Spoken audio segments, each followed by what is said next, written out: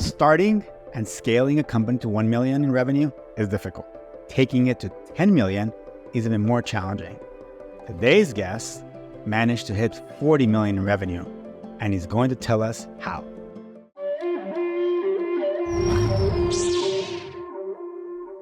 Andrey is the founder and CEO of Distillery, a full-service software design and development company based in Los Angeles.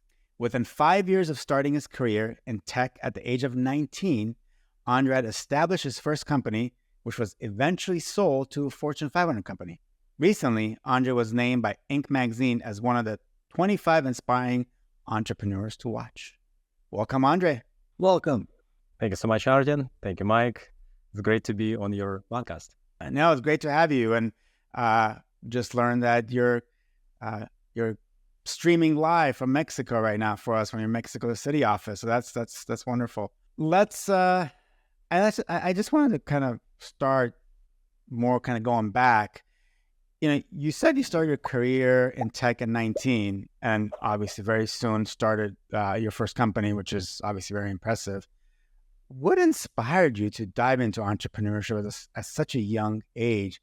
And how did you navigate the challenges that come along with trying to become an entrepreneur at such a young age with very little experience? Very good question. So I come culturally from the background where entrepreneurship is not necessarily being valued nor present. I was born in Russia and I relocated to the United States about 12 years ago at this point. So for me, honestly, that was something that I saw in my dad. And I believe that he taught me how to be an entrepreneur.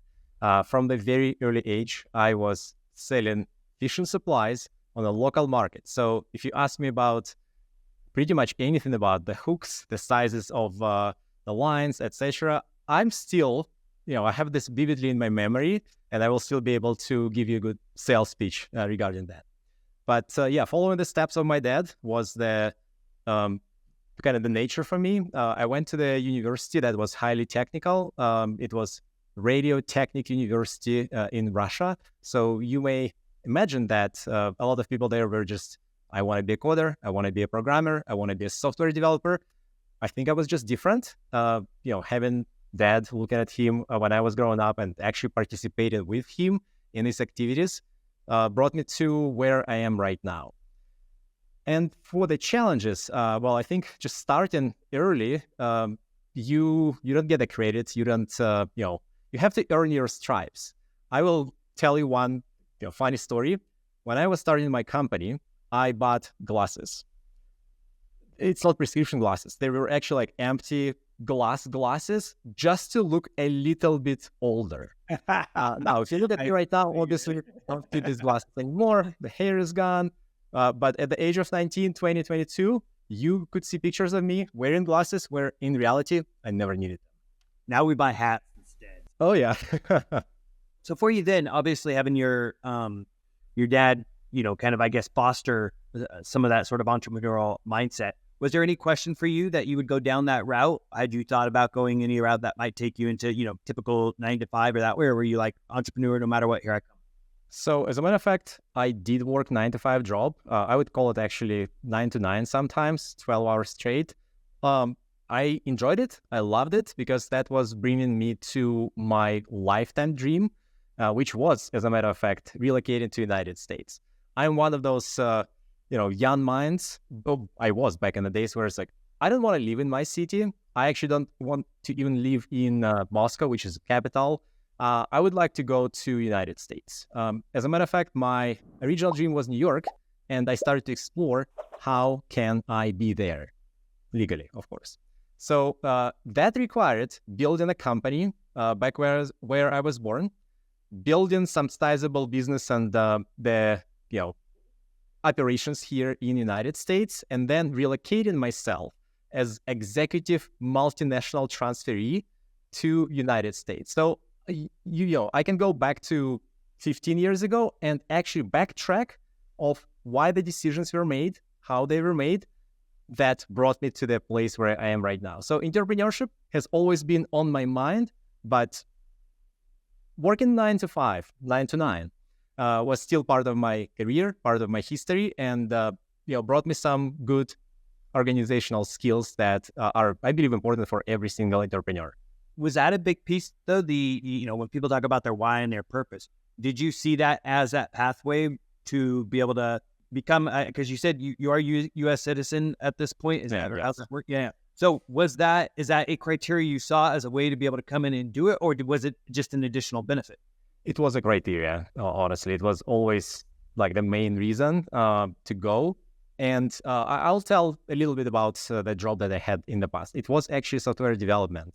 I am a software developer by trade.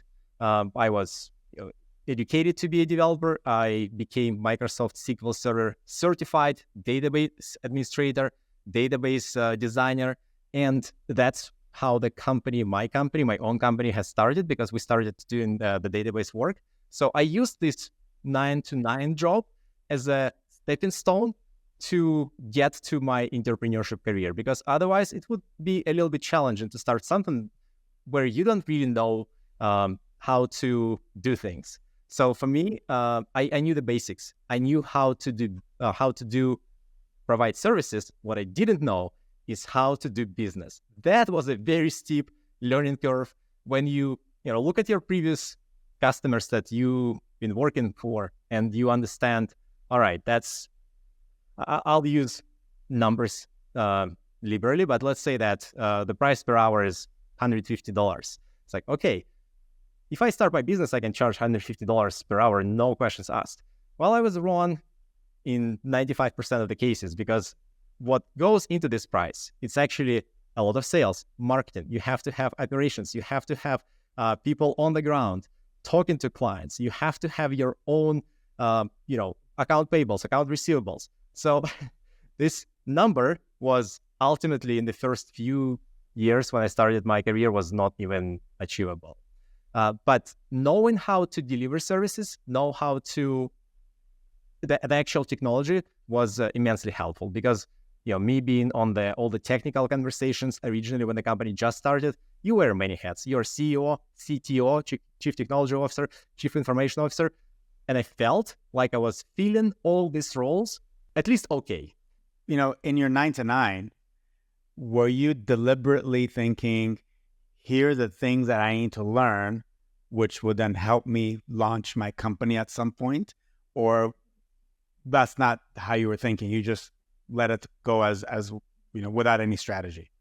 Well, the honest answer is there was a strategy, it just didn't work.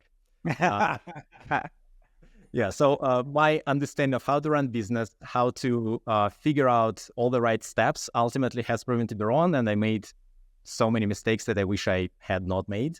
I closed this gestalt by going to UCLA Anderson MBA program finally. But guess when I did it? When I already had a foundation, I had a working business. I knew how to read P&L. I knew what's the difference between pro forma and other financial statements. That's when I finally got my business degree, not before. And I wish, Artem, that it was the reverse. I wish me getting the proper education, financial, business, and then only starting my business. I wonder, for some people though who do that, then they end up down this whole other pathway. So the fact that you were in there and, had figured that out by the time you got there, the degree, just probably taught you a few other things about what you needed to do about it, but it ensured, I don't know, sometimes I think the downside in degrees is sometimes people learn to think a certain way. Well, when you actually are in the business and entrepreneur, then it's like learning on the streets, for lack of a better way to put it. So I'm sure there was a lot of comparison. Did you achieve the $40 million revenue milestone before UCLA or after? That was in progress. So while I was doing my education, it's a 2-year program, this actually happened. And as a matter of fact, I should have started MBA program a year before, but pandemic hit. I got scared. It's like, why would I go to the university? There's probably more people that I would like to meet in person at this moment. So I decided to postpone, waited for a year, and then, these 2 years then came later, and the milestone was achieved while I was actively in the program. And then would you say that the milestone hits faster because of UCLA, and without it, it might have taken longer, or you think it was going to happen anyway? It was going to happen. Why I think so? We were, we were financially driven towards this number. I knew that it wasn't on the books or in the books, but it was like we were trending towards it. What happened is, after I graduated, is to build a strategy, how to get to a larger number.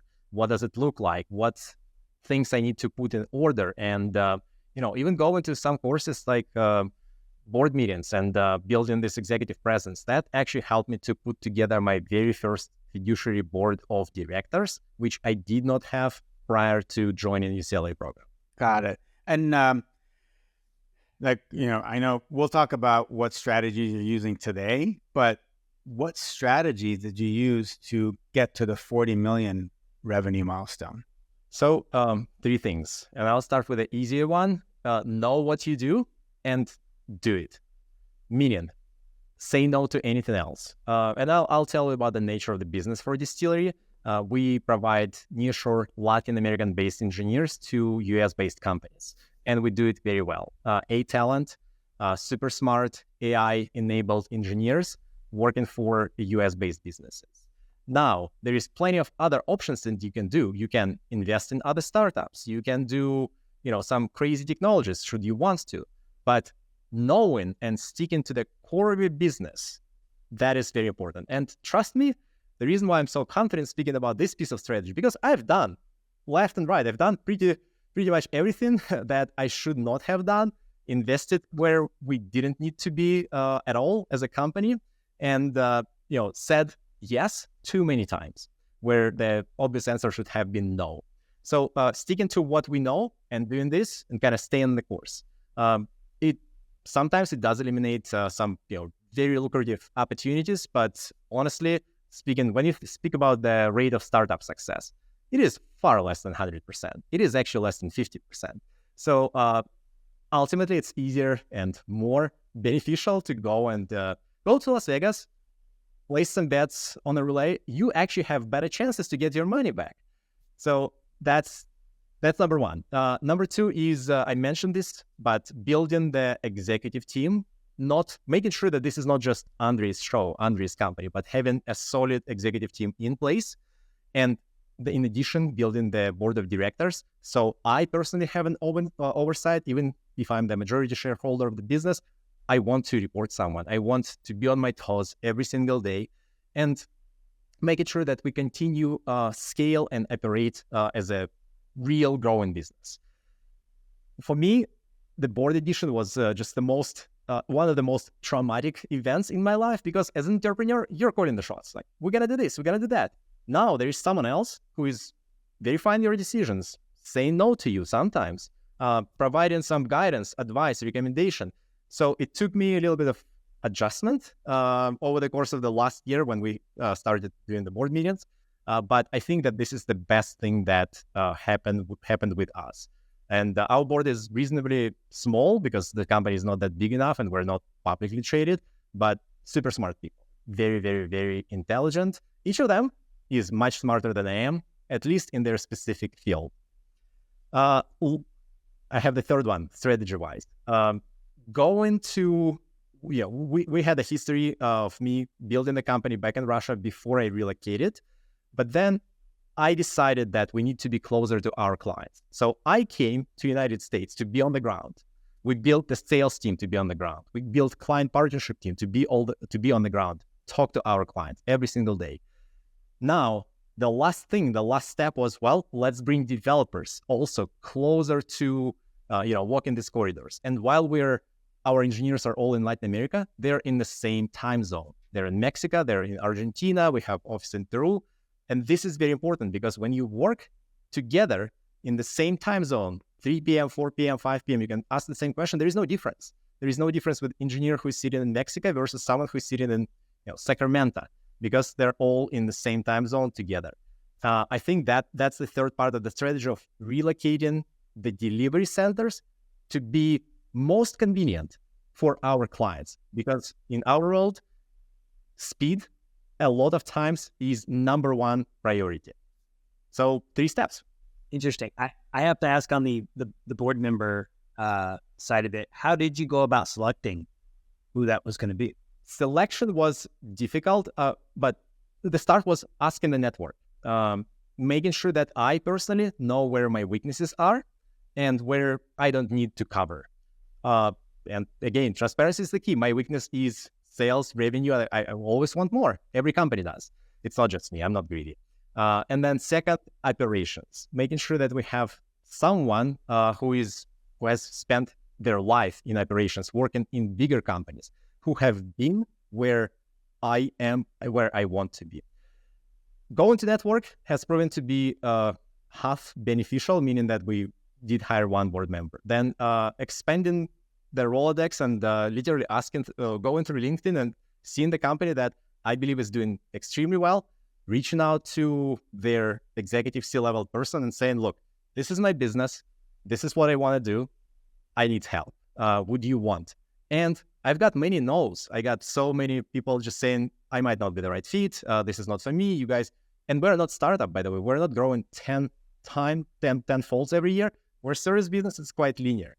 But ultimately, after several iterations, asking people, if not begging them to join, I got to where we need to be from the board membership perspective. But it's people you know, and not being afraid to ask from people you don't know. And how often do you meet with your board? It's once every quarter, and 3 times we meet in person. We fly everyone in, executive team, board members, and then 1 time a year we do virtually. It's around the holiday season because people are busy, and we don't want to give them peace of mind that you don't have to plan extra 2 days out of your schedule. Interesting note: the next board meeting is actually going to be happening here in Mexico City in our office. Oh, cool! That's awesome. I think a lot of entrepreneurs struggle, as you kind of mentioned initially, with the idea of having this board and somebody else that might tell them, what to do. But it's like, at the same time, it's like, yeah, we're not challenging our assumptions. I always think back to being media industry, like Pixar's approach to movie making, and while they've had such a great track record with it, it's because even though you might have a director on a movie, ultimately they have the brain trust of these individuals whose job is to help you say, you could do this better, or this could be done better, because then the ultimate outcome of what you have is amazing. So I love that you challenged and pushed yourself to that, and I can only imagine how much that'll benefit your business. Instead of having to learn from the mistakes that some of these board members could probably tell you, I've done that before, warn you, be careful. So amazing. Andrey, I have a question about just offshore development in general. Sometimes there's a stigma attached to it that if you go offshore, even near shore, that you're paying less, but you're sacrificing quality because you're going offshore. How have you overcome that potential perception that America might have? Very good question, Artin. Well, first of all, perception is perception, and you can't really overcome it until you provide data, a solid data to say, here's how we measure things. And I'm probably going to be technical for the next minute or so, but you go to the Jira board, you measure how many points you deliver, how many stories you deliver every sprint, and then you show that we're not just the same efficient as your team on the ground, in-house. We're actually here, we're 5% more, here 10% more, and in cases when our current clients don't use AI to enable their developers to develop faster, we are actually seeing as much as 20 to 40% in some cases, especially quality assurance automation. Once you start bringing AI in it, you can cover unit tests so much faster. You can write so much more, working the same amount of hours. So the goal is not to break the stigma. It will exist, but the goal is here's the hard data. It's very hard to argue with the hard data. It's almost impossible. And when you showcase this, the conversation suddenly becomes easier, and you're moving away from this topic. You have proven your worth. You are saying that, guys, yes, we are, as a matter of fact, less expensive than your local talent, but we are not less efficient. We are the same. I have to ask quickly, just because as I think about you and your name in general, why Distillery? Well, it's a kitchen name, right? You hear about this once, and you remember who is Andrey, where it came from. But we have a story. Now, I joke about this. Back in the days, and this is me repeating, stick to what you know well and do it. We used to have a business model called app-enabled business. We will take your idea, distill it down to basics, and build you an application. So it was all about taking the best ingredients into the distillation process and just release something beautiful. And we've been featured by Apple several times building applications, but this is where the distillery came from. Later on, obviously, it didn't become the reflection of what we're currently doing. However, we all love the name. We got used to it. I love our logo, and it's a good conversational piece when you start, we're a distillery tech. Oh, do you do something with alcohol? Actually, no, we don't do anything with alcohol. It's reverse, engineers, outsourced, yada, yada. But yeah, that's just part of our history. We're not willing to let go. We're going to be using distillery name up until we decide not to, but there is no end in sight. You don't have a hidden distillery or bar at any of your locations, though? I wish. We play this name by sending our clients a bottle of whiskey for some celebrations. That's how we go around it. That's great. I want to take it back to what you were talking about, the perception, and you touched on AI. So can you just go into a little specifics of how are you incorporating AI and specifically like Gen AI into your business now? We help our clients to build software, and our goal is to build as accurate as possible and as fast as possible. And AI, as a matter of fact, solves both of these things. In many cases, we have seen the introduction of Copilot, for example, or Codium. That's another platform similar to Copilot, but not owned by Microsoft. That actually reduces the amount of bugs introduced during each development cycle. And we have even seen cases when our clients would equip the teams with ChatGPT-4 licenses. That piece would introduce, again, the agility. If you don't know something, you ask ChatGPT, explain me this function. If you have never seen it before, it will do it. I would say that this is the kind of main usage. But I also want to, people are thinking about AI as a magic tool. It is not, at least not at this current state. We have seen engineers sometimes just spending more time playing with this, especially in the beginning during the onboarding process. But we also know that AI is being, all the AI is being trained on the models, on other people's code, on other companies' code. Our clients are usually well-established companies, and they take this seriously. So we think about we disable a lot of clients' code access to ChatGPT and to Copilot, so they don't have their code fed into this humongous data set that AI is, and we want to take their privacy and security very, very seriously. That sometimes is a challenge to even introducing AI or even talking to clients about why they need it. And I know you mentioned ChatGPT and Copilot. Is that like the main tools you use, or are there other kind of smaller tools that are part of the tool set that engineers use? Yeah, for now, yes. Plus Codium. Codium supports about 70 languages, and Copilot is Microsoft owned now. I personally actually use a very interesting tool. I speak a very basic level of Spanish. I speak 3 languages, but Spanish is unfortunately not my strongest.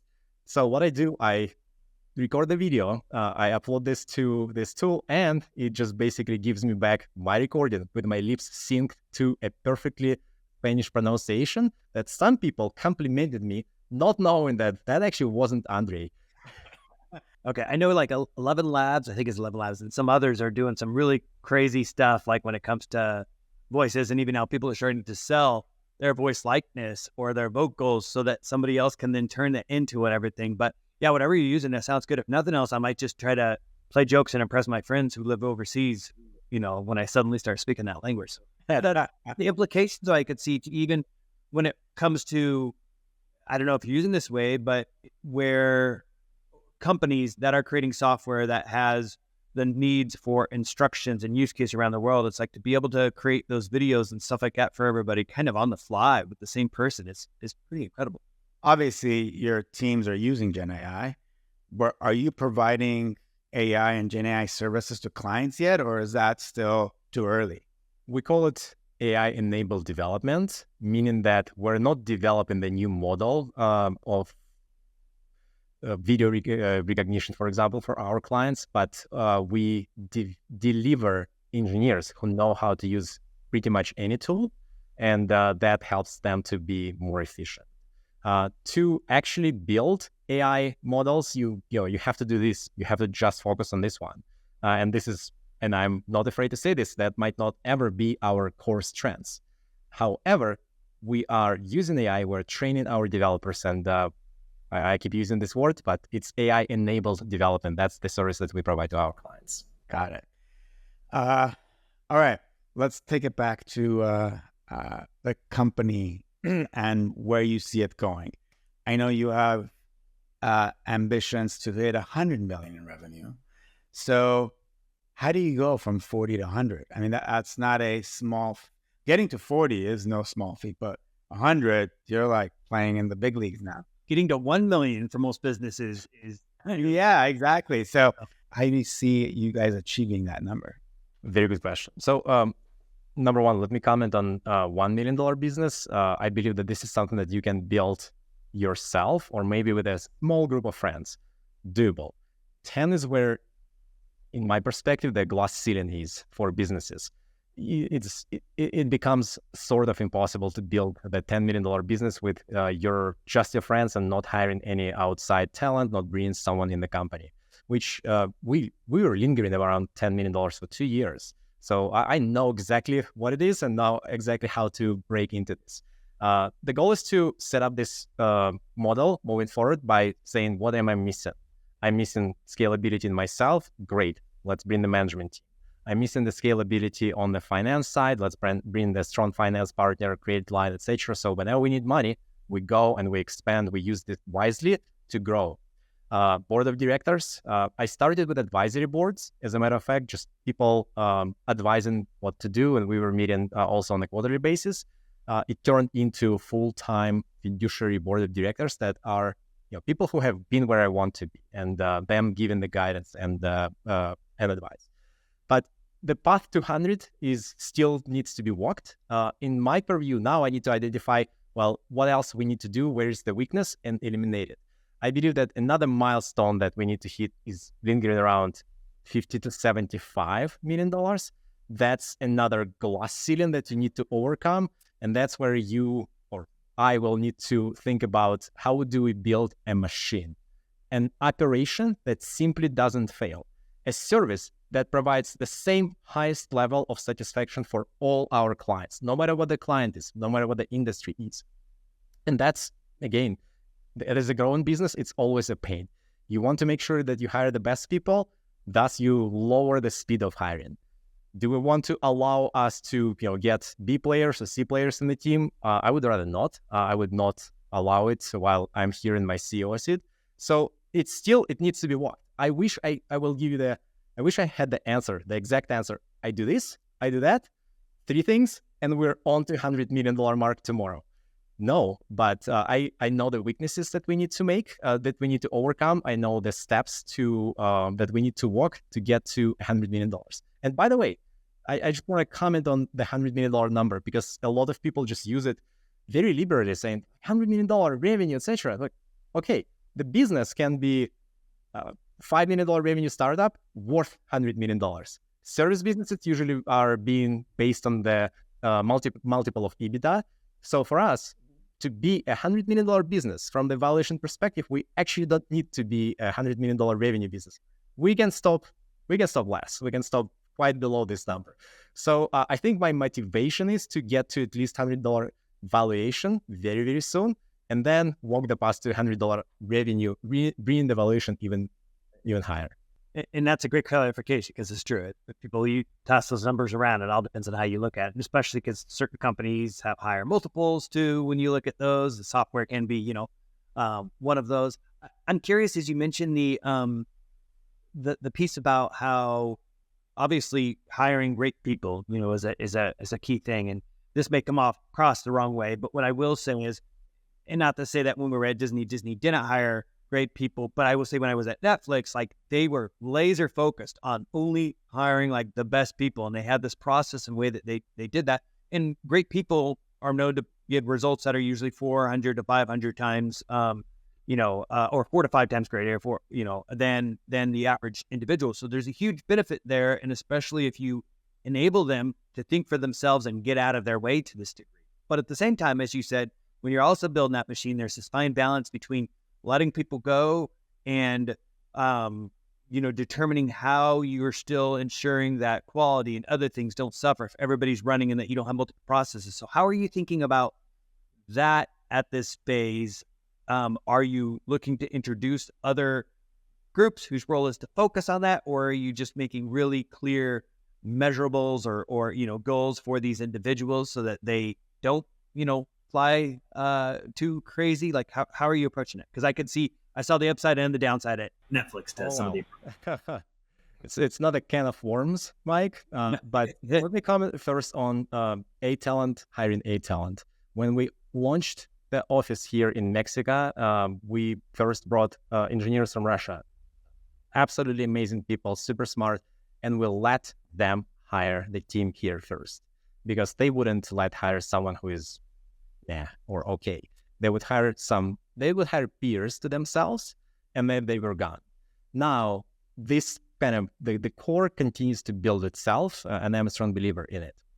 But there is also a belief that some people are good for, you go 0 to 1 in the company, nothing to something. And then from something to 5 times something, that takes a different mindset that some people, not all, but some may not even overcome.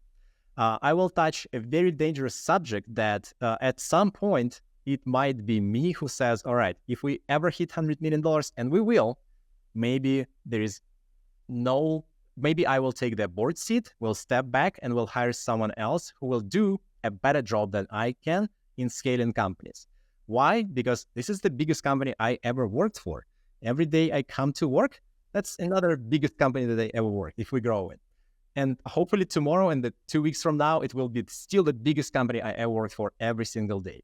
So while goals important KPIs are important for the team that you started building the company with, I believe that at some point you need to either upskill them or provide them the education, or at some point in life, maybe even find another team members who been there, done that, and they will just bring the knowledge to you, and you will go faster with less mistakes. So that's my mindset on how to go to where we want to be. I love it. It's it kind of going back to your board member thing too, of just acknowledging in your own self-awareness of, it's the what got you here might not get you there. And a lot of people look at that sometimes just in terms of their team, which is one thing, but the fact that you're looking at it even on yourself and saying, no, you want what's best for the company, the team long term, like that's amazing. I love that mentality.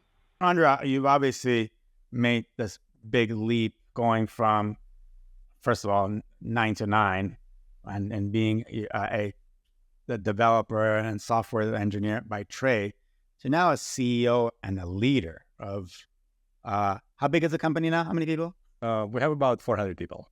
Yeah, that's a big company. What would you say are kind of your leadership guidelines and principles that kind of help you lead 400 people? Give control. Don't micromanage. I know that I'm just throwing the words, but there is a lot behind it.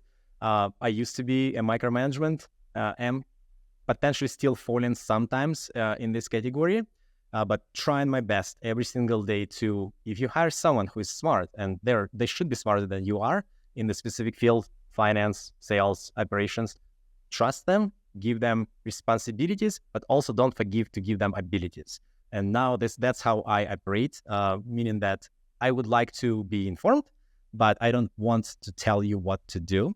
That's the principle. Another one is, and that's what I learned at UCLA Anderson, is to be aware how people perceive you. I can contact people. I don't want to call myself a likable guy. That's awful. No, but going to the employees, just sitting with them right next to them, having lunch is what I enjoy doing. However, what I became aware that, well, some people may actually get scared. There is a CEO who came to their desk and ultimately asking you for lunch. It's like, am I going to be fired next day, or what is that? Why is that? So I started to take this cautiously, rolling out the communication, saying, look, I would like to have a team with a team lunch with everyone who's in the office today. And by the way, once we finish this conversation, we're going to get to lunch, all of us. So that's that self-awareness. What does the CEO title brings to you? besides you being, just normal, regular human, and how other people see you. I think that changed my style as well, how I manage people and how I try to lead them forward. I would like to lead them by example. I would like to give them authority, and I would like them to never be scared of me or a CEO coming to them sitting next to them at their desk. Yeah, I mean, a lot of things that you said also kind of carry into culture. And, I'm a big believer that culture is top down, and whoever the top is, whether it's a vice president of an organization or the CEO at the very top, their personality usually emulates down to be the culture too. It has to be organic. So do you focus on that? Like, I'm going to build a culture, or your leadership principles just organically have built a culture in your company? I hope that the answer is the second. Organically, the culture is just being built, but no, we also focus specifically on building culture. It is partially my responsibility. Plus, we have HRs in every single location, HR partners who help us, build this camaraderie. Even if you're working on different projects, you still have something to talk about. And ultimately, people who have been on the project for some time, they stick together, and we love deploying teams, not just engineers. But culture is difficult. I think that's one of the things that you need to never stop working on. Just keep building, continue checking, run the research, survey, reports, figure out what people want. Sometimes there are some little things that cost virtually nothing that the team is missing, and we don't want to miss on that. We want to have a culture of experimentation. That's, by the way, what we have at Distillery. Feel free to fail. Don't be afraid. There will never be retaliation. But if you don't try, that's going to be a problem. Meaning that if you haven't done something and you haven't done this before because you were afraid, scared, that's not what we want. We want you to always do your best. And if you fail, one thing that will happen. We will learn from mistakes and we will move forward. That's all. And you, as you said, Arden, you do this from the top. You do this with your managers. You made some mistake. I don't know. I can't come up with a recent one. I think we were doing just fine. But you made a mistake. Let's sit down. Let's discuss how this happened. And I'm asking one question. What did you learn? If there is an answer, what was learned, what we can go to, what can we do to prevent it from happening in the future? And then we go. Never, ever bring this up into the conversation. There's a story that brings to mind where it's individual. I forget the company or who it was, but they ended up getting called into the office with the CEO. And in that scenario, person's like, they had just made a mistake that cost the company $250,000. And they walked in there knowing, okay, I'm fired, aren't I? And the boss goes, fired? We just spent $250,000 training you. When you look at what you could take away from that person's never going to make that mistake again. You better believe they're going to be trying to, set it right. But I love your philosophy of how you approach things, honestly, and I'm sure Arten felt the same way. Everything you said is how he and I have tried to approach our teams as well, even while there were, smaller teams and what you're leading. Now, I think it's incredible. And I'm really curious on that, dive a little bit more into the culture part, because you mentioned HR, and sometimes HR companies, especially as they get larger, can become, even the name human resources sometimes becomes a joke for people, because human resources, it really feels like, no, this is a company resource trying to protect the company. It feels more like legal than actually thinking about fostering or growing a culture. So how are you considering that as your company grows so that it doesn't just become another legal department, and that, there really is, and I reference Netflix again versus a Disney example, because both of them were known for their cultures. But what I will say at Netflix that was really different is the job and the role of this person was, along with that CEO, to basically be these culture ambassadors. So how do you approach that with your human resource team? Perfect question. And I think it's one of my nightmares, Mike, that people will go to HR when there is issue and nothing else. Basically, they will never say a word if everything is fine. We make sure that our HRs are participating in all our events. So we run Distillery Tech Nights. They are organizing this. They're making sure that the team is invited, feeling welcome. There's always a human touch. And yeah, if there is a problem, we'll tell you, please come to us. But not sitting at their desk, but rather being involved in the day-to-day activities. And we're not that big enough. I wish we were talking about Netflix sizes, but for us, if you are on the ground with engineers in the office and we are a hybrid company, meaning that there is an office. If you want to come. But the HRs, actually, they come every single day. I want them to be in the office. And that creates this sort of, I'm not afraid of HR. HR is a friend. If I have a problem, this is the person who will help me to resolve it. But also, I will say that being proactive and from HR side and not wait until something happens. Reach out, check in. We have the list of cadences with meetings with every single engineer. We want to understand if even if there is no information, are you doing okay? Are you all right? Is the project fine? Your client, your teammates, etc. And I think that what brings this to a cultural piece of we care. We're a people company. I keep repeating to our team. Some say the Distillery is a technology company. Like, guys, you couldn't be more wrong. We are a people company. Our product is our people, is our engineers. Yes, we produce services to our clients, but it's all about people. If we don't have people, we don't have a business. Incredible. I love it. I'm waiting. Just as I hear you say these things, again, it sounds like an incredible company because, again, the approach that you take just fosters the best in people. We're talking about not trying is failing, but trying and making a mistake and the lessons learned. So looking at your journey from 19 to now, going from 0 to 40 million, what are the most valuable lessons that you've learned through this journey, whether it's leadership lessons or entrepreneur lessons or life lessons? Like, what are those top 3 lessons that you've learned? I'll start with the most painful one. You can't do this alone. I was cocky. I was not asking for advice. I thought that I know everything. Look, I made it. I came to United States. Who else from my friends did it? And I'm from the middle of nowhere in Russia, small 75,000 people town. And now I'm in Los Angeles and I have a business. It took some courage to recognize and realize that, you know what, Andrey, I will say it, you are not the best. But if you surround yourself with people who are best in their areas where you have weaknesses, and I wish I had done this faster, honestly, that we would be in a different place. I would be potentially, much more bigger business and better person. That's number 1. Number 2, education. Do it early. Never afraid to put money in it. Education is what brought me from Russia to United States. I went to, luckily, I got the 2nd place on the Southern Math Olympic Games in Russia. So that brought me to the best university that I could attend to. And then this gave me a good job. And then coming to United States, I always had this kind of itch of, well, you're not a business.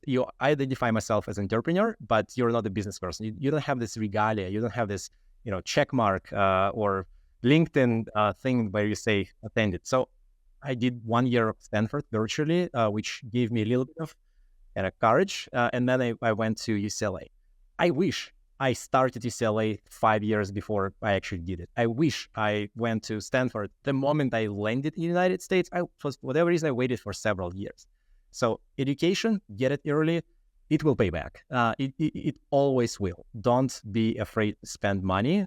It does cost a lot, especially in the United States. But gosh, I think if there is an advice that I would give to 19 years old myself, go and do it now because you will get busier. Tomorrow, you will have wife, kids, partner, etc. Do it as early as possible. And last but not least, honestly, I'm more or less conservative leader, meaning that my risk tolerance is, compared to an average person on earth, probably high because I'm an entrepreneur. But I really wanted to push myself, get into creative line, draw the funds, hire 5 more salespeople, build the revenue machine, do it faster. So overcoming the fear of having less money in the bank that I would like to be always, having less cushion. This is the 3rd thing that I wish that I have corrected earlier. And now, again, I'm still considering myself as optimistically conservative person. I do like to have a good runway. I am not comfortable when startups are running out of money in months and a half and they cannot make a payroll. But at some point in my life, I was way too conservative for a good entrepreneur. That speaks to me because I know I flowed that direction as well at times. I was like, look back at the same. You mentioned something about on here. It was when you were saying about the school and the education. and you focused and you happen to mention institutions around it. But I'm curious to actually your thoughts, especially as the world does change more and more, and some people put less emphasis on the actual institutions. Do you, obviously there's been an impact there for you, but when you look at like a lot of your team members and stuff like that, is that something, the degree where they went, that's as important to you, or is it more about the self-starting since people can also get their hands on the education? You feel a strong pull one way or another? Yeah, it's a very good question, Mike. I believe for some people, well, the motivation of going back into school was different, and some people just needed this degree because they work in top 4 companies, and without the MBA status, you hit the ceiling already. You have to jump over it. So that's one thing that I believe why education still matters. Second, for me, that was overcoming imposter syndrome. Is enabling myself to, well, I actually have it now. There is nothing else that I can do, nothing more. It's the top of the crop. Go, go, go. There is nothing that holds me back, and I will never think about of not having the education. But also, I've seen some folks, I believe, wasting their funds and wasting their money on the education. I don't know how that's going to continue, especially speaking of the United States-based system where everything is, you have to have some money and time to be educated. I came from the background when my first university that I attended to, and I got the master's degree in computer science, was free. I literally paid $0, and my accommodation, I lived in a dorm, was big fat zero. I paid for food, that's all. So it's difficult for me to kind of bring this model to United States and understand in the world of possibilities whether or not this would work better. But I'm a big believer in education. I strongly believe that if you want to change your life, that's what will do the most efficient thing. Yeah, that's a great point. And what you mentioned there too about that investment, I think that's the struggle some people have as they look at the ROI. Because back to what you were saying too about then the family and all that, well, some people might still be paying for their college by the time that they get there. So it's this interesting balance. But I also think, yeah, it depends on the career things you're going down. I'm just watching a video too that really honed in on, kind of the key difference between what people make in their life is the zip code that they live in. And sometimes the education going to one of these universities is what gives them a new zip code, which then opens them up to so much more versus if they never left that in the first place and tried to pursue, because back to who you're surrounded by, you're then surrounded by a different set of people than you might when you drop yourself into, that other, whether it be business, education, or what have you. But we're touching dangerous subjects here, but let me just make one comment. When we hire engineers, software developers to Distillery, you don't have to have a diploma. No. You have to pass the test. You have to pass personality test, all the programming tests. The need diploma is not even part of the consideration. If you have it, good. It's not going to be considered whether or not you're working for us or don't. Yeah, that's good. I actually appreciate that. I had that conversation once again with somebody from HR, and I said, well, they said, what level degree does this person need? And I'm like, honestly, they don't. They can do fine with this job. The training they get is mainly on the job anyway, with what they do. And heck, Art and I came out with degrees and we jumped into a job, and at that point it was already changing to new technologies anyway. But so when I said to HR, well, why do they have to have that degree? And they just said, well, they just need a degree. And I'm just like, what kind of an answer was that? So again, I like your approach. And, I think there's so many individuals too these days who they start teaching themselves at 12. Like that's not even, most people wouldn't even be thinking about that till later in life. And especially I think people with programming and skills like that, or anything where you just need a computer. So I appreciate your approach. Shows that I disagree with some of the hard pushes on these degrees. What kind of personality test do you run? Personality test, that would go to HR team. And because there are different personality tests for sales, meaning that, you have to differentiate between hunters, farmers, whom to put best in the job. And then on the developer side, we want to make sure that people are open for communication. If you're a complete introvert, you can be a good developer, but we put you on the team and you will struggle, and the team will struggle with you. So we were checking this. It's a coffee test, ultimately. A little bit more sophisticated, but would I want to have a cup of coffee with you, Mike? With you, I would. And with Art as well, obviously. Right. But there are some people who don't pass it. Yeah. Interesting. No, but I think that's great too, because a lot of people don't, Art and I, for a while, they were actually thinking about building out the software to help people with that hiring process more, because even when we were in, large companies, it's like, wow, so many people are left to their own about what it means to hire people. And don't get me wrong, leave people to their own to this degree of their decisions, but give them the right sort of structure and understanding, depending on what you're trying to break down, and especially the cultural fit stuff. Like, that is so critical to make sure you get that right when you hire people. So, Andre, I don't think we asked you, but I want to ask you a question before I ask the main question. Are you a dad? I am. I'm a dad of two beautiful girls, for me, the most beautiful people on this planet. And I will go as far as saying, every time once they were born, and I ask myself a question of 5 why. Why I work? Why I exist? Why? After 5 why, I always land at, I want to give my kids a chance that I didn't have in my life. I work for them. That's great. I mean, I think I'm the same way. Mike, I have a boy and a girl, and Mike has 3 boys. But the reason I asked that question is, coming back to the education question, what advice would you give your daughters? Like, are you going to push them Stanford, Harvard, UCLA, or is it, you know what, you go figure it out? Education is important. You just go figure it out. I have a well-defined answer for this, which I had to come to agreement with my wife first, but we will provide you an opportunity, hopefully, to have any choice you want, private college, whatever you really decide to go to, but you will have to do this and you will have to decide, which was not my experience. When my parents gave me whatever they could give me, which was enough, but little, I could never even think about even going to a capital of Russia, to Moscow, because it was too expensive.